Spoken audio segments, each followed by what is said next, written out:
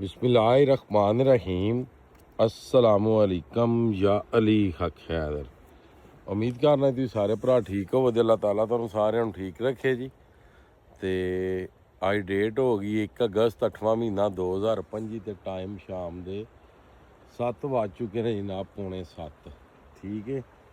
तो हैड मराला तो लग के ते हैड 5 नद तक की जी रिपोर्ट है वो तुहाडे नाल शेयर कर देने जनाब।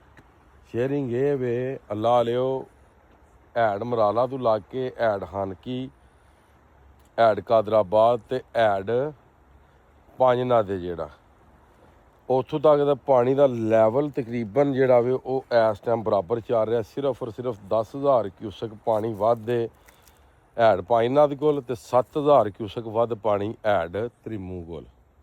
ठीक है जी, यह तुसीं वेख सकते हो दरिया के उत्ते असीं मौजूद हाँ। तो इस टाइम हैड मराला चल रहा 71,000, हानकी भी 71,000, कादराबाद तकरीबन 72,000, तो जेड़ा त्रिमू 80,000, तो जेड़ा वे 5 नद वो भी 80,000 क्यूसक। ठीक है, टोटल 9-10,000 का फर्क है मराला तो लग के ते त्रिमू तक जी, 5 नद तक। बाकी मौसम की सूरत हाल वेख सकते हो तुसीं, मौसम तकरीबन साफ ही है जी। अल्लाह लियो मौसम केडा खराब को नहीं। दिन नूं बारिश हुई है तो हुण तो मौसम अलहमदुलिल्लाह साफ है। इंज लगदा कि जहाँ बारिश होनी को नहीं। बाकी रात का को नहीं पता कि राती की माहौल बनता है की नहीं बन। इस तरह जनाब जेड़ा कि रावी भी सारा जनाब नॉर्मल है बिल्कुल।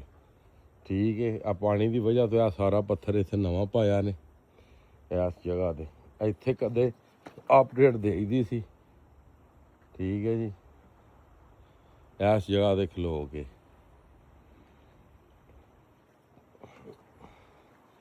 बाकी अगर कोई भी मसला